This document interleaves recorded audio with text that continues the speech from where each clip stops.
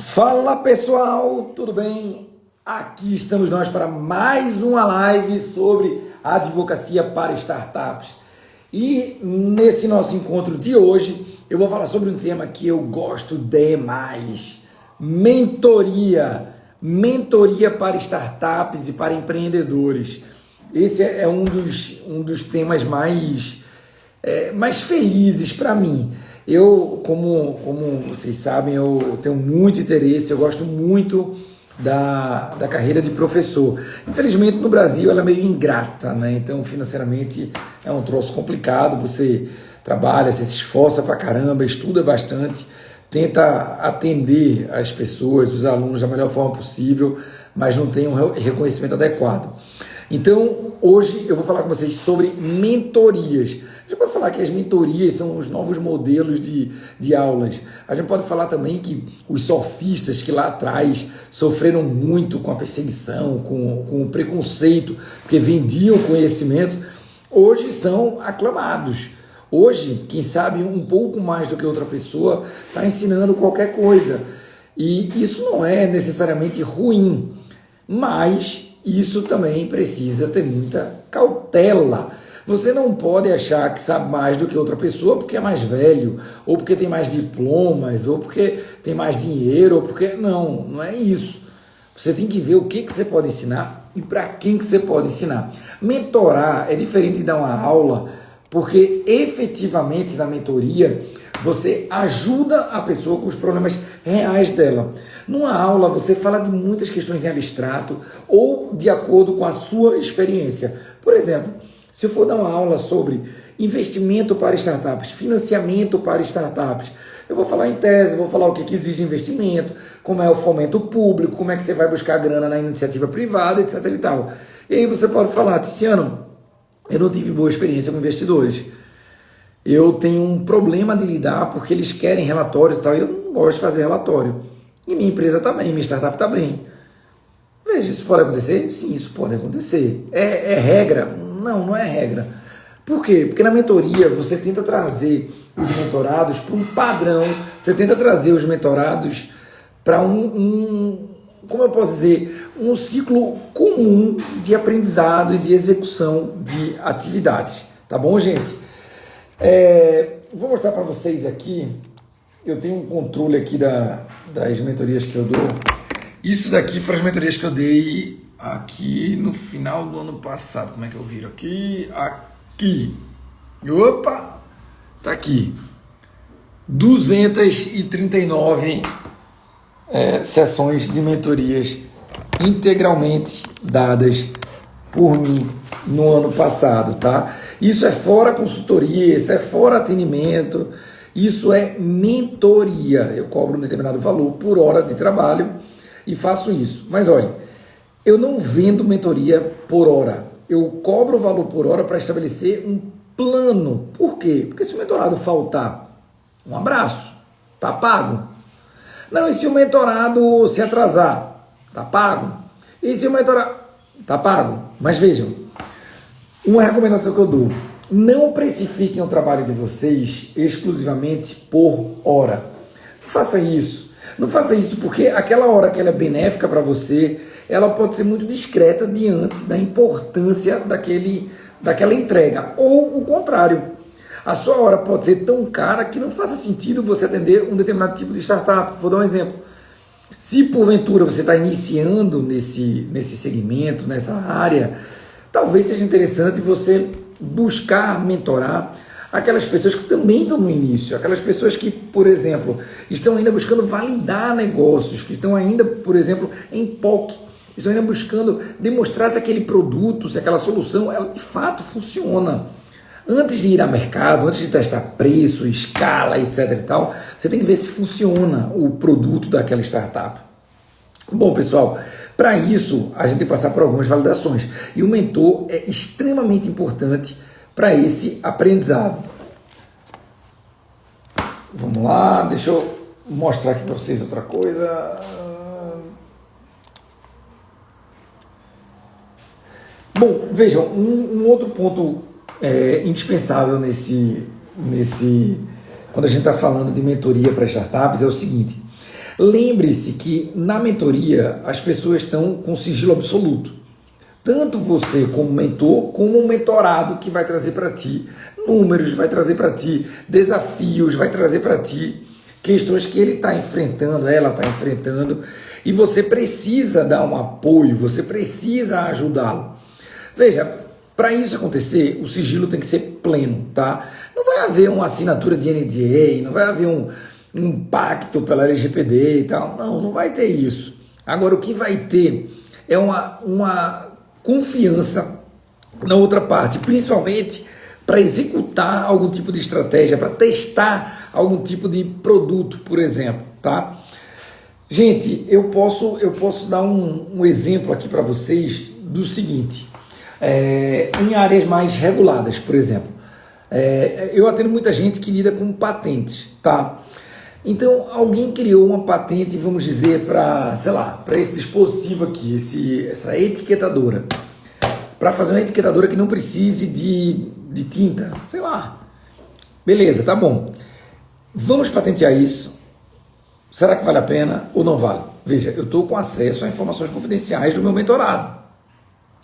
Eu tenho que ajudá-lo para ele entender se vale a pena ou não. Essa não é uma decisão minha, é decisão dele. Você tem que pegar na mão do teu mentorado, mas você não pode garantir, não pode dizer o que ele tem que fazer. Você vai ter que conjecturar cenários possíveis. Olha, se você patentear, se você buscar esse caminho, você pode ter essa solução. No entanto, você pode ir, eu quero ir para uma patente nos Estados Unidos por tal motivo, beleza, tudo bem. Aí você avalia junto com ele se vale a pena patentear aqui e remeter via PCT para lá, ou se é melhor ir direto para lá e depois trazer para o Brasil. São estratégias que você tem que sentar com ele para compreender a demanda, compreender os anseios e verificar se vale a pena. Muitas vezes, o sonho do mentorado, o sonho daquela startup, daquele empreendedor, é levar a tecnologia para o mundo. Mas não existe uma patente global. Você vai fazendo o pedido de patente nos países que você tem um certo interesse. Obviamente, você tem que respeitar as legislações internas. Por exemplo, já tive casos de clientes, nesse caso foi cliente, não foi mentorado, efetivamente, que ele buscou patente no exterior e não iniciou a operação lá fora, de modo que em algum momento ele perdeu a proteção. Porque ele nunca usou aquilo lá, perdão, desculpem, a marca, nesse caso foi marca. Ele não iniciou o uso lá fora. E como ele não iniciou, ele perdeu a proteção. Ainda pediu a extensão de prazo, conseguiu, mas não iniciou. Então, é importante a gente reforçar muito isso.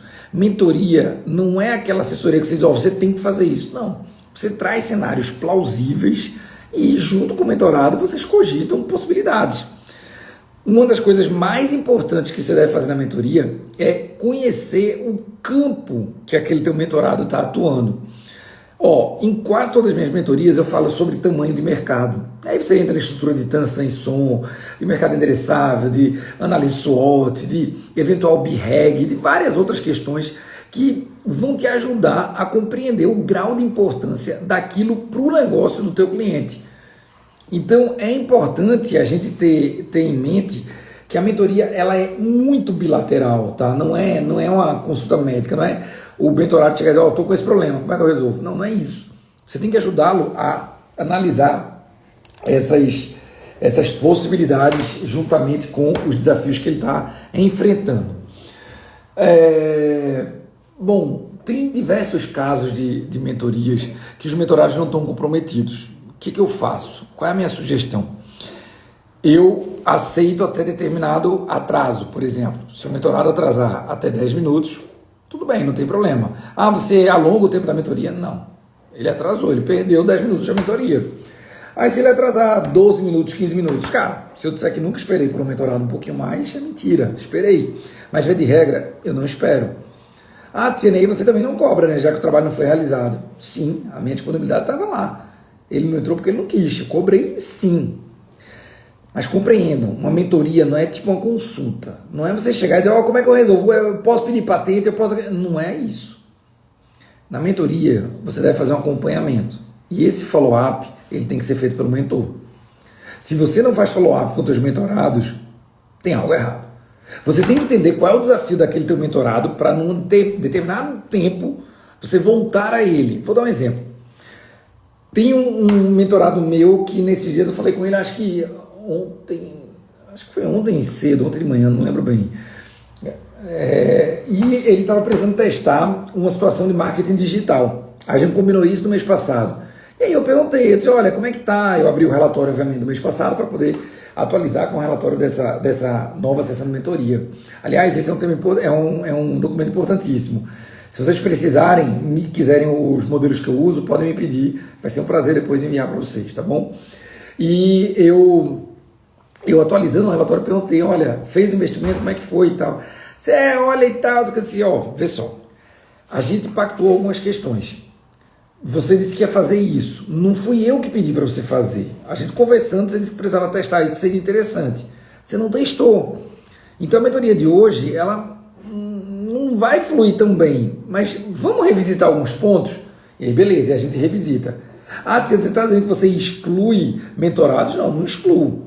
A grande questão é, você precisa ser muito transparente, porque se o que teu mentorado está fazendo der errado, vai dar errado não por culpa sua. E sim por culpa dele, ele precisa saber disso. Para depois não estar atribuindo o fracasso ao mentor. Beleza, gente? Bom, é importante também a gente reforçar que a prática jurídica não tá tão aderente a esse ecossistema de inovação. Isso é algo que a gente fala sempre. Então, na hora de mentorar, tira um pouquinho o paletó do advogado, da advogada, e fica um pouquinho mais como conselheiro, como conselheira de fato. Olha só, quando você vai mentorar alguém, você tem que ter, antes de qualquer coisa, humildade. E nós, advogados, nós temos na nossa essência, na nossa formação, eu não vou dizer soberba, que soberba é uma palavra muito negativa, mas nós temos um estímulo a sermos incisivos, a sermos bons oradores, etc. e tal. E na mentoria isso não é o mais importante, na verdade isso pode até atrapalhar. Na mentoria o importante é você ouvir muito mais do que falar. É quase uma sessão de terapia, tá? O mentorado quando vem para ti, ele confia no teu trabalho para estruturar, para ajudar a organizar as ideias dele e não a empresa dele. Quem vai salvar a empresa dele é ele. O que você vai fazer é ajudá-lo a organizar as ideias, beleza? Gente, essas são algumas dicas que eu posso dar para vocês em como se aventurarem, como iniciarem nesse mercado de mentorias jurídicas, tá? Vocês precisam criar uma rede, um ecossistema de relacionamento com os mentorados, fazendo eventos, criando debates, criando grupos de WhatsApp, criando relacionamento, réguas de relacionamento. Você tem que ter um acompanhamento efetivo com aquelas empresas, com aqueles empreendedores, aquelas empreendedoras. E compreender que o networking, ele por si só, ele não resolve o problema de uma startup. Não, dizendo, mas veja, você não concorda que relacionamento é tudo? Não, eu não concordo. Mas não é importante? É importantíssimo. E é por isso que você tem que falar sobre isso na mentoria, mas não usar networking exclusivamente para ser um mentor de sucesso. Veja, conseguir cliente não é a tarefa mais difícil, mantê-los é. E é muito mais barato e muito melhor você manter um mentorado, manter um cliente, do que abrir várias abas e várias portas e várias possibilidades para vender cada vez um serviço novo. Olha só, há estudos que dizem que o custo de vender para sua base ele é de 5 a 10 vezes menor do que vender para um cliente novo. Então, se você tiver um mentorado satisfeito, você pode vender diversas outras coisas para ele. Vai ser bom para você, vai ser bom para ele, que tem alguém de confiança ali ajudando. Portanto, todo mundo vai ganhar. Beleza? Pessoal, era isso que eu tinha para conversar com vocês hoje. Eu acho que eu demonstrei alguns benefícios das mentorias jurídicas, tanto para nós advogados, nós mentores, quanto para os mentorados, que podem ser outros advogados. No meu caso, eu mentoro muitos colegas de profissão que estão querendo entrar nesse meio aí da inovação, das startups, e mentoro também clientes finais, tá? principalmente quando querem saber sobre propriedade intelectual e sobre investimento, tá, gente? A gente precisa enfatizar que sem ter o desenvolvimento das estruturas de uma startup, a mentoria ela não valeu muita coisa. Então você tem que ajudar o empreendedor a ele colocar em prática essas melhorias. Eu falo que é diferente do serviço do advogado, porque quando o cliente ele te confia uma causa, você é quem vai representá-lo judicialmente ou administrativamente, mas é você quem vai cuidar do direito dele. No caso da mentoria, não. Existe uma troca, mas precisa ter muita transparência, tá bom? Pessoal, é isso o que eu tinha para conversar com vocês hoje. Eu quero encorajar aí todo mundo que participou aqui desse nosso papo a buscar essas atividades de mentoria, seja como mentorados, seja como mentores.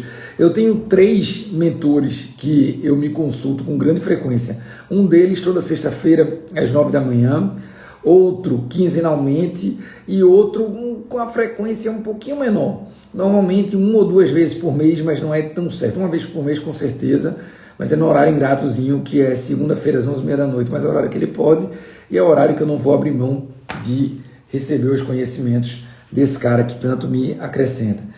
E se você quer saber um pouco mais sobre esse assunto, então acompanhe a gente aqui e venha para a nossa imersão Advogando para Startups, que vai acontecer no dia 29 de fevereiro, às 20 horas, online e gratuito.